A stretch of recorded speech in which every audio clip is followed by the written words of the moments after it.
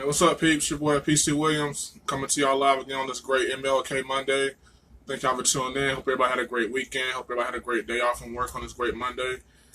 Man, what a weekend we had, man. It was a great weekend, championship weekend, as you all know.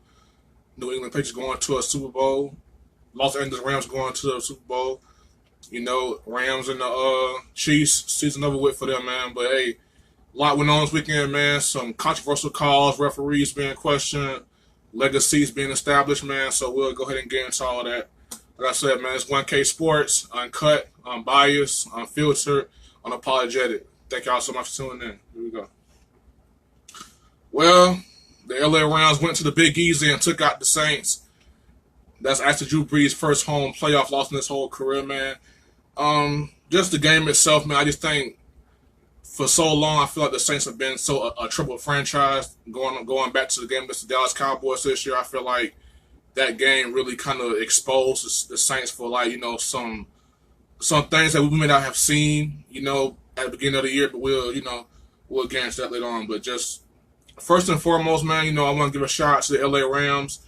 You know, they did beat my Cowboys, but I did pick them to go to a Super Bowl before everything happened this year. So, you know, they had a great year, man. I think when things got hard, you know, toward the end of the year, you know, had injuries happening, you know, players not playing. Talib was hurt, Gurley was hurt. You know, you had guys not playing up to their talent, you know, Peters and Sue. Things were looking too good, man. Then going to the Cowboys game, everybody kind of just assumed that the Cowboys would run through them and, you know, just run all over them. But they showed up, man. I think throughout these playoffs, the Rams have shown grit and toughness. And that's something that wasn't really associated with them, you know, to start the season off. It wasn't like, oh, this is a very tough team. We thought it's a very finesse team. They want to score a lot of points, you know, outscore everyone. They'll win games 50-40, you know. But, you know, we didn't know how tough this team was, you know. And down the stretch, you know, like I said, Gurley was hurt. Talib got hurt. Things kind of fell apart toward the end. But they stayed together, man. I think this team really showed a lot of mental toughness, a lot of physical toughness. You know, they did sign C.J. Anderson. He came in, filled in for Todd Gurley. Now they got a two-head monster back there, so we'll see how that plays out against the Patriots. But I think the Rams really have changed the narrative on how they were viewed. Like I said, they were viewed as a finesse team out there in L.A. and Hollywood. You know, want to score points, got a pretty boy head coach. And, you know, against the Cowboys, against the Saints, they showed grit. They showed toughness. They could have easily got down 21-0 against the Saints easily, and the game could have been over. But they showed grit. They hunkered down, you know, helping the field goals. They fought back in that game. In New Orleans, that's not an easy place to play. The Superdome is a very daunting task. Drew Brees has never lost there in the playoffs. I mean, it's almost an automatic. If he get home field advantage, like we always say, you know, you can go ahead and book it. You know, Drew Brees go do his thing if he get home field advantage. So for Drew Brees to lose that game at home, it's like, man, like this Rams team is legit, because even in a down year, the Saints are not easy to beat at home. And for them to go in there and win that game and not really play that well, you know, Todd Gurley barely played. Anderson really didn't do much. They had a very, you know, off game. So to go in that build and have an off game and still win, that says a lot about this team, where they are mentally, what their future holds for them, man. So, and I think much like Philadelphia last year, I think the Rams are setting the new standard. You know, everyone can't be the Patriots. Everyone can't get Bill Belichick and Tom Brady and Bill for 20 years and be on top for 20 years. You know, players come and go. It's a free agency market now where guys want their money. You know, even for the Patriots, it's hard to keep guys because guys want guys want their due. They want to get paid what they know their talent is worth. And, you know, New England, they're not trying to overpay anyone. They won't even overpay Tom Brady. So that's, you know, out of the question. So for what the Patriots have done, it's very unconventional, but it's their way of doing it. And the rest of the NFL, they're pretty much left with, okay, we got to win right now. We got to go out there, get the best free agents, pay top dollar for whoever we go and get, and hopefully we'll take down the Patriots. That what happened last year with Philadelphia. They went out there and spent big money on their D-line, their receiving core. They said, hey, we're going to rush the passer, we're going to rush Tom Brady, get pressure on Tom Brady, and we're going to have too many weapons for Bill Belichick to game plan for. And that's what the new strategy is. Go out there, overspend, get the best free agents that you can find, build your championship team, develop team chemistry. Have an open-minded head coach who's not afraid to gamble. Doug Pearson last year, he gambled. Fourth down, the Philly special. You think about Sean McVay, the fake punts. The fake field goals. These guys are out here gambling, not afraid to take a chance to win the game. So when I see LA, it's not just finesse. It's not just high-powered offense. These guys have guts. These guys have character. They have leadership. To lead has a championship ring.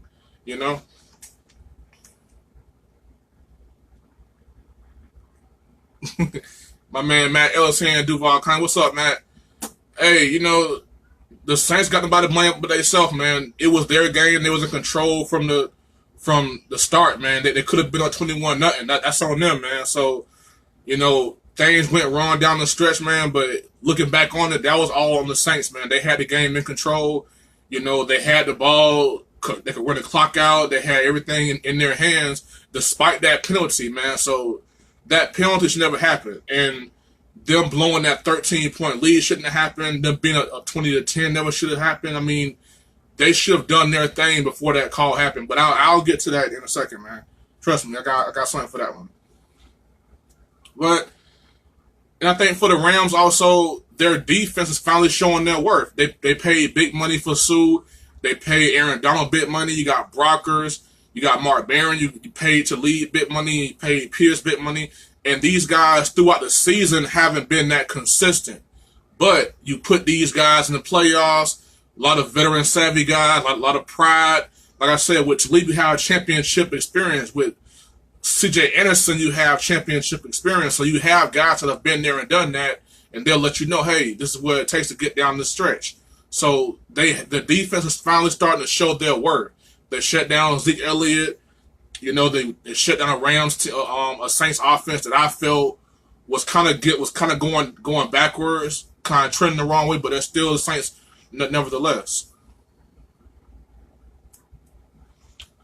Hey, you know what, man? I think don't get caught up in the moment, bro. Like, I understand Fowler made a great play, and I guess in short term it seems like, man, the Jaguars once again cut someone, trade someone, and they go to a championship team. It seems like that's always the story with the Jacksonville Jaguars.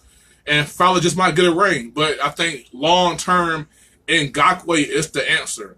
Now, you got to hope that Ngakoue can still produce once the NFL figures him out and see what he likes to do. So you got to hope that he can still produce once you pay him.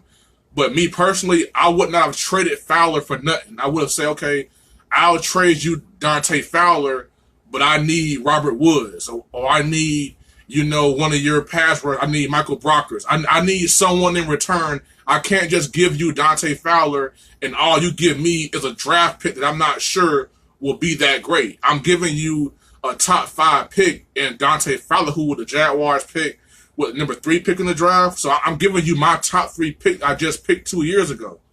So I can't just give you this guy for nothing. I don't care how underachieving he is. I mean, you can still get 8-10 sacks out of Dante Fowler, and that's big time. It's not $100 million good, but he deserves some money because he is a pass rusher in a passing league. And that's what I'm saying. He's worth some money. $5 million a year for 10 sacks a year. That's a good bargain, but he may sell you on the fact that, hey, I'm a top 3 draft pick. He may demand more money. Yeah, I feel like 8-10 sacks. Think about it. His rookie year, he missed the whole season. The second year he played, he got 10 sacks. This year alone, he had 8. He got like 2 more with the Rams, so the guy can get you 8 to 10 sacks.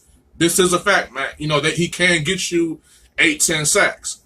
Now, will he be consistent? Will he always play the run? Will he get a sack every other 5 plays? Does he make everyone around him better? No. But third and long, he's not a bad option to have to just say, hey, go get home. How you think about the Eagles last year? Brandon Graham is not their best pass rusher. He's not their best lineman. So I say, he's not consistent. You're right. But neither is Brandon Graham. Brandon Graham for the Eagles is not that consistent. But one play, I need one play in the Super Bowl. I need you to go and get Tom Brady on one play. Just one play, bro. So Dante Fowler is, hey, we need you to get Drew Brees one time. Go and get Drew Brees one time. Yes, that's worth $5 million. 8, 10 sacks, and if I really need you to get to Drew Brees or to get to Tom Brady when I really need you to, then yes, that's worth $5 million. That's worth, a good little contract. But no, it's not worth Aaron Donald money, or no, it's not worth the money that DeMarcus Lawrence is going to get. No, it's not worth that kind of money because he's not an every down defensive end or a linebacker. He is a specialist pass rusher, get you 8, 10 sacks a year in the passing league. That's big because what he did for the Rams, he made one play. He got in Drew Brees' face, interception, field goal, they go on the championship. He's worth that one play. So you bring him in for that one play. So, but no, he's not worth, $100 million. No, no one's going to pay him that kind of money, but he has earned some money back by way he's playing with the Rams. They may even resign him, long term. So, but from the Saints perspective, I feel like the Saints lost this game a long time ago. First of all, you're the New Orleans Saints. You have the best home field advantage in the NFL, probably in all the sports outside of Golden State Warriors. No one goes in there and wins. So, you come out, go down the field, doing what you want to do. Bam, bam, bam. Field goal. You get a turnover. They turn the ball over deep in their own territory, basically giving you the ball at the 10-yard line. Another field goal. This is not the Saints team that I'm used to seeing at home. Usually, if you come out there and you're lackluster against Drew Brees and the Saints, they will run you out of town. You got to come out there and hit them first. You can't go out there and let them get on the roll. So for them to go out there and go down the field easily and get just 6 points, I knew right then and there they're losing that game. I knew it because they had a chance right there to blow it wide open, and they did. All right, Matt. See you later, man. Roll Tide, baby. Stay up. But like I said, the Saints lost this game a long time ago. They could have been up 21-0 after the first quarter or second half. It could have been that. It could have been that bad. They could have had these guys literally on the ropes. The Rams didn't play particularly well. Todd Gurley had 10 yards rushing. Anderson was shut down. I mean, between Gurley and Anderson, they had 97 rush yards. That's it. No, 77. Between Gurley and Anderson, 77 yards rushing. Goff wasn't that bad. He wasn't explosively good. He threw one touchdown pass, 26-40, 297. He wasn't that impressive either. So if you're the Saints, you lose this game. The Rams scored 26 points. You can't get 30 with that offense. But that brings me to my issue with the Saints. And you know what? I love Drew Brees, and I was tough on Drew Brees this year. But I feel like, do y'all see what I mean now? In no way am I saying that Drew Brees is overrated or Drew Brees is unworthy of the praise he gets. I'm not saying that. But I just think sometimes the love that people have for him, the admiration of what he did for New Orleans kind of overshadows how much he truly has underachieved in his career. He has a losing record in the playoffs, even with the championship. He has one road playoff win. So basically, you take Drew Brees out of New Orleans, he's not winning you a Super Bowl. Hell, this year he couldn't do it for you. I just feel like Drew Brees, I'm not saying he's too old and washed up, but he definitely showed some backtracking this year. You start to see a little bit of the arm not there anymore because it was a time where the Saints were just downright scary at home. And I feel like this year they were too dependent on Michael Thomas, who's a bad boy, by the way. He's a top 5 receiver, top 10 receiver, however you want to judge him. If you think he's a system guy, I think Michael Thomas is the real deal. The kid, I saw him at Ohio State. He's the real deal. He's not any kind of system player. This guy is the real deal. As a matter of fact, he kind of overshadows just how much Drew Brees has fallen off.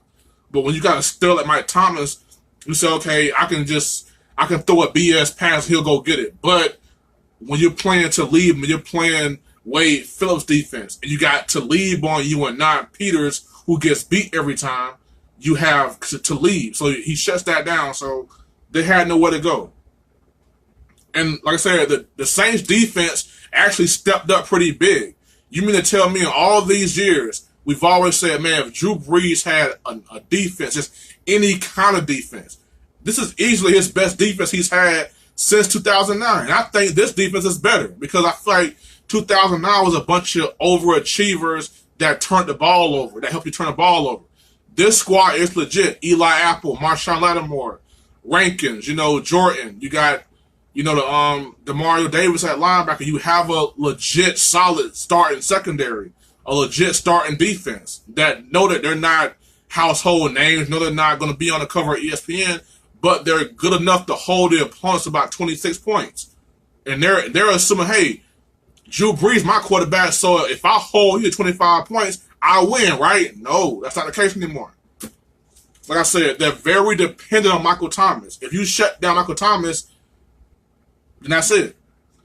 I feel like the Saints' offenses in the past, when they were in their heyday, they had Colston, Devery Henderson, Lance Moore, Robert Meacham. You had a two-headed monster, Pierre Thomas and Reggie Bush. And not to mention your security blanket is Jeremy Shockey, who was an all-pro tight end when he was healthy. So you have all of these weapons that you can go to anytime you want to. And this team right here is built similarly, a very tough, defense that takes the ball away from you. But you also have a two-headed monster. You have the ground and pound guy with Mark Ingram, Roll Tide, and you have Alvin Kamara. But you also are just very dependent on Michael Thomas. Who is the other option? See, back then, if you double team Colston, then there is Henderson, there is Meacham, there is Moore, there is Shockey. So you double team Shockey. You got Meacham one-on-one, you got Lance Moore one-on-one, you got Colston one-on-one. Now you got just pick you apart. So this Saints team was not as deep as the ones in the past. And I feel like the Cowboys, I know the Cowboys are my team. I'm not trying to give extra praise to them. But the fact of the matter is this happened. When the Saints played the Cowboys, they were exposed. The Cowboys laid down the blueprint how to beat the Saints. And that's simply this. You shut down Michael Thomas. You put pressure on Drew Brees in his face. You come up the A-gap in his face to put pressure on him. And you limit Kamara. Remember in the Cowboys game, they made a few great tackles in open field on Kamara. As a matter of fact, Jalen Smith sailed a touchdown on him one time. Vander Esch had some great tackles. The Cowboys did those three things. They took out Michael Thomas. They got pressure on Drew Brees in his face. And they limited Kamara's big plays. Now, Kamara could get his touches. He had 11 catches last night. But he only had 96 yards. So they limited his big play ability. Now, he's going to get his touches. But you have to limit, you have to make about 3 or 4 tackles in open space against Kamara every game because they also depend on him to break tackles and beat this guy one-on-one every time. And a lot of times you need guys to make one-on-one tackles with Kamara to say, hey, we got you. So you limit his big plays, you shut down Thomas, you get pressure on Drew Brees in the A-gap, and that's how you beat them. And they have not been the same since then. But the Saints have no one to blame but themselves. I feel like I just sat here and I detailed why this game should not have even gotten to that point. If the Saints want to blame somebody, look in the mirror, man. 6-0 when you had the ball right there on the 10-yard line twice, 6 points, up 13-0 is 20-10. You immediately give them a touchdown. Like, you have the ball down there. The other score was tied. You have the ball down there. And on the first play, you throw the ball to Michael Thomas. Not a bad option, but it was incomplete. The guy's wide open. The DB fell. Drew Brees threw it in the dirt. What that did, that stopped the clock. The Rams had a timeout left, and that was it. So Drew Brees and the Saints, they had plenty of opportunities. That big play to Ted again, Jr., they should have just said right there and then, okay, let's run this clock out. Let's run it down. Let's run it down. Hell, let's run it down to like, 40 seconds. They could have literally scored and left just 40 seconds and no rounds timeouts. But because you came out trying to be cute and you screwed everything up, you threw 2 incomplete passes. 2 incomplete passes. They hold their timeout. They get the ball back with a minute and some change left, needing only 3 points. The Saints screwed it up themselves. Don't blame the referees, all right? Don't do it. It's only a convenience for you right now. Don't do that, man. It wasn't the referee's fault. Was it a missed call? Yes. It could have been a helmet to helmet or pass interference. I get that. Pass interference was kind of dicey at best. A little bit, kind of like maybe the ball was kind of uncatchable a little bit. The ball did kind of come. It happened so fast. It's a fast game. But helmet to helmet for sure. There should have been a flag. But it also should not have even gotten to that point. But I see it from the Saints standpoint too.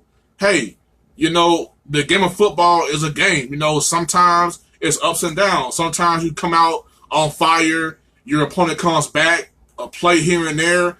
So I understand it came down to that. But the Saints had every opportunity to avoid that situation even happening. But, hey, I don't know. That may have been Drew Brees' best shot to win the second one. I think with the NFC is, man, with the Rams getting stronger, the Cowboys getting stronger. I mean, the Rams and Cowboys are young. You have the Buccaneers. They may come back and surprise someone this year. Hell, the Falcons are very loaded. The Seahawks are going to grow every year. I mean, the NFC is loaded. So the LA Rams are going all in right now with the Saints. That may have been their best shot. That may have been Drew Brees' last shot to win it. So, and I feel bad for the Saints, man. Last year you had the Minnesota Miracle, and this year you got this. I mean, that was a heartbreaker, man, but it may have been Drew Brees' last run at it, man. But, hey, I still think he's a first ballot Hall of Famer, top 5 quarterback of all time. I love the guy, man, but down the stretch, man, he really underachieved, man. So, had to say it. Well, once again, the Patriots are back in the Super Bowl. I mean, for crying out loud, Tom Brady just lives in the Super Bowl. I mean, AFC Championship game, his 11th one. I mean, that's just crazy, man. So, fact of the matter is this: I feel like the Patriots have solidified themselves as the greatest dynasty ever. That win last night against that very talented offense, that very talented team, in that environment. The Chiefs were the better team. They have more talent. They have it all, man. So the Chiefs were the better team. So for them to go in there and win that game was big, man. So, and you look at the dynasty, man, it's 17 years old. They have 5 championships. This will be their 9th Super Bowl. They've played an AFC Championship game 11 times. I mean, it's just amazing what they've done, man. Thinking about the 90s Bulls, the 80s Lakers, Alabama currently right now, what they're doing right now. Just all these dynasties, man, the Yankees. We haven't had a dynasty in football last this long. Like, this long periods of decades. Like, think about this for a second. The longevity of this dynasty. Their first championship came against the 2001 St. Louis Rams, who at the time was considered the best team in pro football. I mean, they were all over the place. Greatest show on turf. You had Nelly as your mascot. You had everything. The dome. The offense. They had the world right here. They were the best team in football. And the Patriots took them down and built their dynasty. Now think about that. 17 years later, the Rams have been a laughingstock. They've had the first pick in the draft. They've had to go from St. Louis to L.A. They've had guys literally come, play, retire, and leave. Like, they've literally had an overall complete 360, 720 turnaround of their franchise, and the Patriots are still right there. So the Rams have gone through losing the greatest show on turf, being a joke, getting top 5 picks every year, to rebuilding, restocking, relocating their whole team, and now they're back here 17 years later. Then you have the Patriots. They're still the same. Same coach, same quarterback, same thing. So the longevity makes this dynasty very special. But, and I want to shout out Bill Belichick, man. I feel like this. It's real easy to look at Tom Brady and say, oh, this is all on him. He's the GOAT. He's the man. And whatever. That's your opinion. I don't think so. I'll explain in a minute. But I feel like this. Let me give you a little short list of these offenses that Bill Belichick has taken down.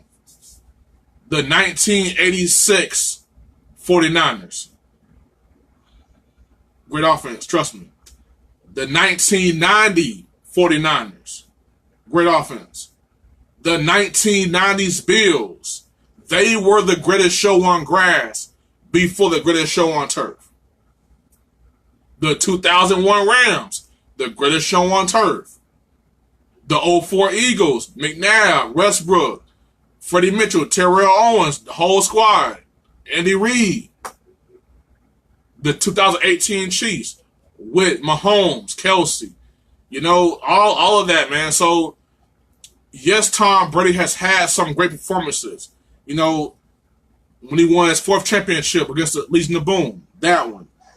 The comeback versus the Falcons, that was amazing. So, Tom Brady has had his moments, but so has Bill Belichick. He's had some great offense that he's had to go in there and find a way to shut down. And he can add this Chiefs team to that impressive list with those 49 teams and those John Elway teams they played in the Super Bowl.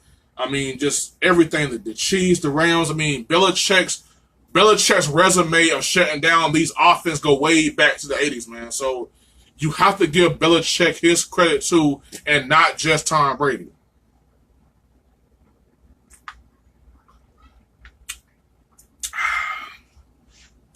Like I said, man, for the Chiefs, they're part of it, man. They got a bright future, man. Mahomes, I mean, I kind of felt bad for the kid, man. You know, you out there, I feel like from the start to the finish, man, this kid has had the same calm demeanor, you know, just got a stone heart, man. Just go out there ready to play. He had a good game, man. You know, was 16 of 31. 295, 3 touchdowns, and that's with Hill and Kelsey being shut down by Belichick. He made a point to take away Tyreek Hill, and Kelsey and the kid still got you 31 points when he barely had the ball. And his 2 best weapons were non-existent. You know, so as he gets older, as he gets more wiser, he'll figure some stuff out. And I think Belichick has not seen the last of this kid. And I think the NFL, I wasn't really big on Mahomes, but last night I became a believer because this kid did everything he could. He did everything he could to win that game. He had his back to the wall. His 2 best weapons were non-existent. Kareem Hunt is gone. You know, your defense can't stop no one. You barely had the ball. The Patriots had you on the sideline half of the game and then some. And he still got you 31 points. He got you 24 points in 3 minutes? The kid is special. Hell, imagine if Tyreek Hill and Kelsey could get some separation last night. But Belichick made it a point. That's what he does. He takes away your best option, and he forces Sammy Watkins to beat you, and Nelson and Williams. And he said, okay, y'all beat me, but not Hill and not Kelsey. But the kid will figure it out. He'll get wiser and stronger as it goes on. But like I said, they really miss Kareem Hunt, man. That was a big loss this year. Excuse me. As you all know, he got suspended indefinitely for a little video that came out. We already discussed that, man. We need to go into more details. But they missed him because he was the real no answer for Bill Belichick. If you remember the game last year, opening night, the game was it this year? Kareem Hunt just owns the Patriots. Like they have no answer for him, whether it's running the ball or receiving the ball. They can slow down Kelsey and Hill with coverage schemes. But with this kid, Kareem Hunt, you have to have a plan to shut him down. And I don't think Belichick had an answer. Had he been there, maybe Belichick would stop him, but maybe it opens up things for Hill or Kelsey. But missing Kareem Hunt was big, and they probably won't re-sign him because I feel like, you know, they don't want that publicity. But this kid, Mahomes is great, but when you have a guy like Kareem Hunt in the backfield with him, that makes for a great combination. And losing Kareem Hunt, I said, is going to come back to bite them at some point. And this game was that game because Belichick would not have had an answer for that kid. I'm just saying. But the Chiefs defense, man, they're actually not sorry. You know, you got D4 who had that offsides that kind of just blew everything away for the Chiefs, man. You know, sorry, I mean, whatever, man. But you got D4, you got Chris Jones, you have, you know, Justin Houston, you got Eric Berry. You know, so they're not without talent. They are without coaching. And I feel like Andy Reid, he's so loyal to his assistants. He don't want to fire the defensive coordinator. You would trade Alex Smith for, you know, get Pat Mahomes. But if you're willing to do moves like that, if you're going to get rid of Alex Smith, then you got to get rid of your defensive coordinator because that's what's holding you back. Your defense could not stop anyone. Everybody's sitting here praising Tony Romo about, oh, he know his stuff, man. No, the Chiefs' defense is predictable. Tony Romo and myself, we saw it. Like, I don't think Romo's a genius. If that's the case, he would have stayed in Dallas and won the championship. But he didn't do that, did he? Tony Romo saw what we all saw, that the Chiefs have a very predictable defense. And if you show Tom Brady what you're doing, he will pick you apart. He will pick you apart. And the Chiefs, they need a new offense. They need a new defensive coordinator. Plain and simple. This offense can win the game. This offense can win. This offense on their worst night, on Tyreek Hill's worst night, on Travis Kelce's worst night, no Kareem Hunt. You barely had the ball. You had no running game. And you scored 31 points. So imagine a defense just getting one more stop. Who knows? But for Andy Reid, man, I feel like he's starting to go into that territory of, you know, Marty Schottenheimer and Dan Reeves, you know, and, you know, it's like, yeah, he's always had these great teams. He's been to 6 conference championships, which could have easily been 6 Super Bowls. But he's 1-5 in those said games. I'm starting to wonder, man, at some point, is he just not the guy to win you a championship? Is he just another Marty Schottenheimer? A lot of success, no playoff success, but with Andy Reid, he will get you to a conference championship. He just ain't likely to win it. So I think maybe the Chiefs, with this kind of talent they got, man, you cannot waste this kind of talent. And maybe Andy Reid just might not be the guy. Maybe. But I know for sure if he's going to be the guy, he has to change that defense. You got to get that defensive coordinator, man, because this offense can get it done against any defense, against anyone. Anyone, man. Now,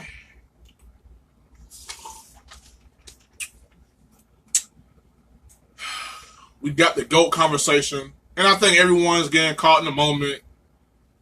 Oh, Tom Brady, he's a GOAT.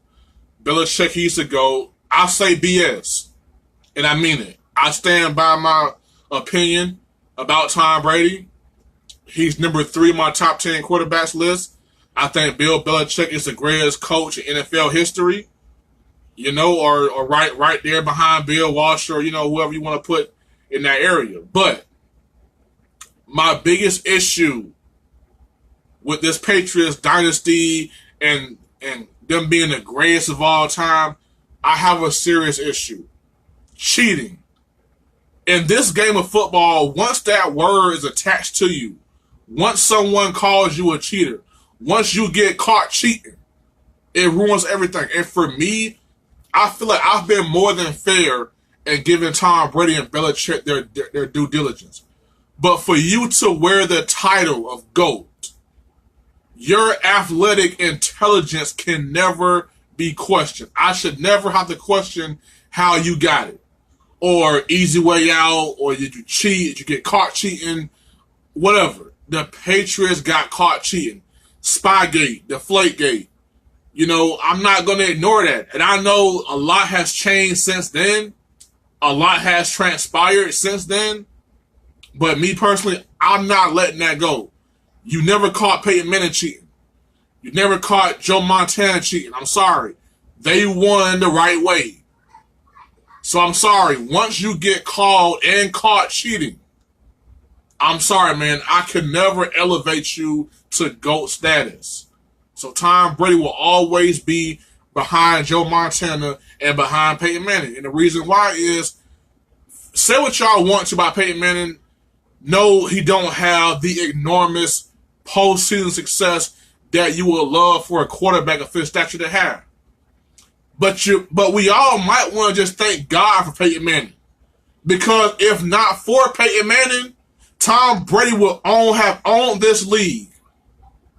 So you might want to be appreciative to Peyton Manning and say, hey, thank you for saving us a few times, because if there was one quarterback that was a thorn in the side of Tom Brady, it was Peyton Manning, and vice versa.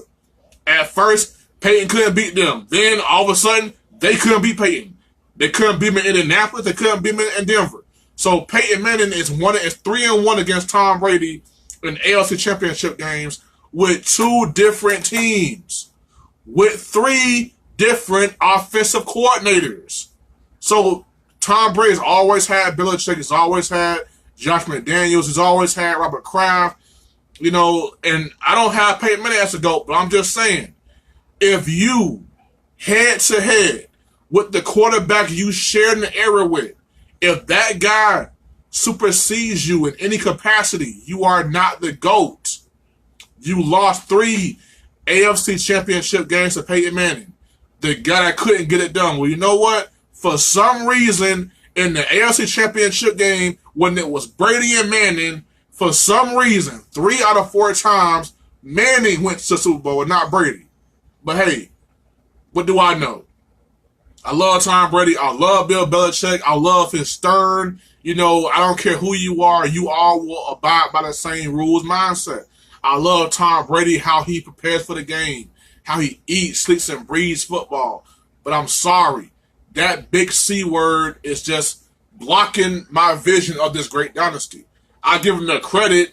I give them their due diligence, but I could never elevate them that high with that word being attached to them. Sorry. All right. I think it's time to address the elephant in the room. Everyone says that the Saints got robbed last night. Oh, it was the referee's fault. Look, I've detailed how the Saints could have won that game a long time ago. I detailed how it could not have even gotten to that call. But I'm going to do y'all one better. I'm going to actually defend the referees here. Look, the fact of the matter is this. The referees are not the reason the Saints lost. Miss me with that BS, stop all the complaining. No, I don't want to hear it. They did not lose because of the referees. All right? This is not the first or last time the referees have or will miss a call. Let me give y'all a trip down memory lane of some of the most egregious missed calls. Hell, I'll start with last week. 4th and goal on the 1-yard line. The Rams are going in to pretty much put the game away against my Cowboys. On the backside, their right tackle grabs Taco Charlton, grabs and holds him. They missed that call. Touchdown, game over. Whatever. I'll get over that. What about the Dez Bryant 9 catch? Was it a catch? Think about it. Chris Hogan caught a pass that he had to hold on to and the ball touched the ground. That was a catch. But in 2014, they robbed Dez Bryant of the same similar catch. So that was a missed call. Oh, I'll go way back on y'all. The Music City Miracle. I've seen that play 1,000 times. Frank Whitecheck did not throw the ball behind him. He threw that ball on a straight line slant pass right to Kevin Dyson, right to the end zone. They missed that call. Oh, I'll go to college. Remember Clemson, 2016, they beat Alabama? On 2 of their biggest scoring plays, there were illegal picks that were missed by the referees. Oh, I'm in Duval. What better way to go to this one?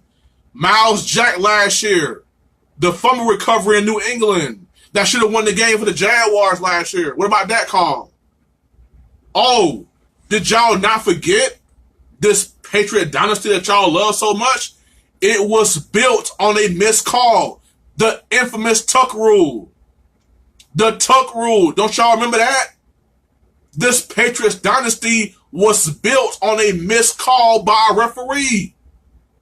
A horrible missed call. A horrible one. Horrible.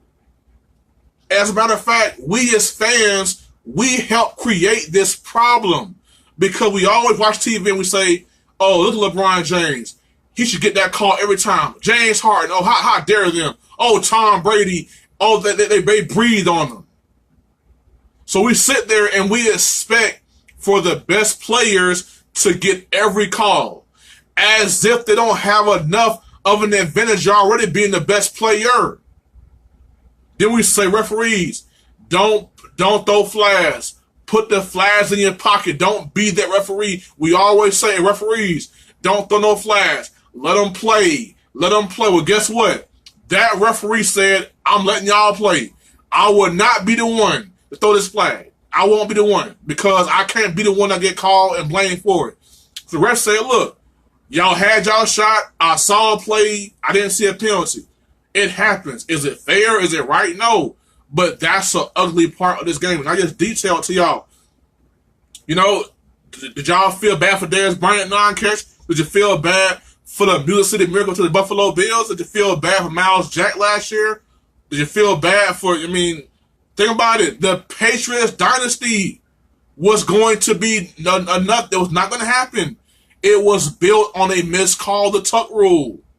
That launched Tom Brady's dynasty. That game was over. It was going to be Oakland going to the championship and playing St. Louis. But I don't know, man. What do I know, man? Like I said, the refs are not perfect. Coaches make bad coaching calls. Players make bad reads. Referees miss the game. They miss some things, man. They're never going to get it perfect. If we're going to be honest, it's holding on every call. It's every play, every O-line with D-line knows it's holding every play. It's pass interference on every pass play. It's just when they decide to throw the flag, man. It's never going to be perfect. It's never going to be right. Because we can't sit here and say, referees, call the game fair, or referees, let them play. A bad call is a bad call. Whether it's the first play of the game or the last play of the game. A bad call is a bad call. Plain and simple. Well, the big game is set. We got the Patriots against the Rams. A rematch of what started the Patriots dynasty. You have win now. The Rams went out there. They paid big money for big-time free agents. Some troubled guys, some unwanted guys with a lot of talent. They paid big money for them. Went out there and got plenty of weapons for Jared Goff to play with. They re-signed Todd Gurley. Hey, they went all in. And they're going against the Patriots who are winning right now. And they've been winning. But everyone can't be New England. Everyone can't get a Tom Brady and Bill Belichick and just start winning for 2 decades. So for other 10 NFL teams, you can build your team. But at some point, before you start paying your big-time quarterback, you got to go out there and go all in. Philadelphia did it last year. They went out there and paid big money for those pass rushers. They went out there and paid big money for those receivers. They paid big money for those guys. And what happened in that Super Bowl? They had too many weapons for Belichick to game plan for. You had too many guys that could kill you. You also had, pass rushers. You had guys that get Tom Brady. Okay, at some point, Tom Brady will have a chance to go down there and win the game. We need someone to get to him. So they have pass rushers. They got weapons. They have everything you need to beat Tom Brady and the Patriots. But I don't have a pick right now. I'll do some research and let y'all know how I feel about that, man. But right now, the early favorite should probably be the Patriots because they've been there and done that. Belichick, after that performance, man, and Todd Gurley not being healthy, and I also think they're gonna miss Cooper Kupp, man. So and Belichick knows Brendan Cooks. They know how he plays. They'll probably take him away like they did Tyreek Hill. They'll probably make Robert Woods, beat them, but they're gonna miss Cooper Kupp, man. Plain and simple. But right now, I think the early favorite should be the Patriots. Who am I leaning towards? I don't know yet, but I'll let you guys know. Well, over the weekend there was some boxing going on. Adrian Browner took on what was left of Manny Pacquiao, or what I thought was left of Manny Pacquiao. And I just want to say this, man. Adrian Browner, man, you should be ashamed of yourself. The effort you put out there, and let's be real, I don't care what kind of training program Pacquiao was on. That is not the same Manny Pacquiao from back in the day. That is not the same Manny Pacquiao from 10 years ago. He's not. He is washed up. He's punch drunk. He is not what he used to be. And he schooled your ass. Embarrassing. Pac-Man is old. He's not the same fighter. Doesn't have the same power. And he schooled you. And to sit there on TV and actually believe you won that fight, man, it makes you look worse. And that's the issue with Adrian Browner, man. You gotta understand. At some point in time, at one point in time, we were looking at Adrian Browner as the next Floyd Mayweather. He had it all. He had all the talent. Flashy like Floyd. Just God-gifted ability like Floyd. But the thing about Adrian Browner and Floyd Mayweather is this. Yes, Floyd parties. Yes, Floyd loves women. Yes, Floyd loves spending money. But you know what? At 3, 4 in the morning, when we all sleeping, Mayweather's out there running. While we sitting around eating cheeseburgers and eating pizza all day, guess what? Mayweather in the boxing gym, day in and day out. See, we all see Floyd shopping and taking girls on cruises and trips everywhere. But what y'all don't see is the grind that Floyd puts in. The amount of work he puts into his craft. The long nights in that gym. Early morning jogging sessions. The guy is relentless at it. He goes harder in training than he does partying and spending money.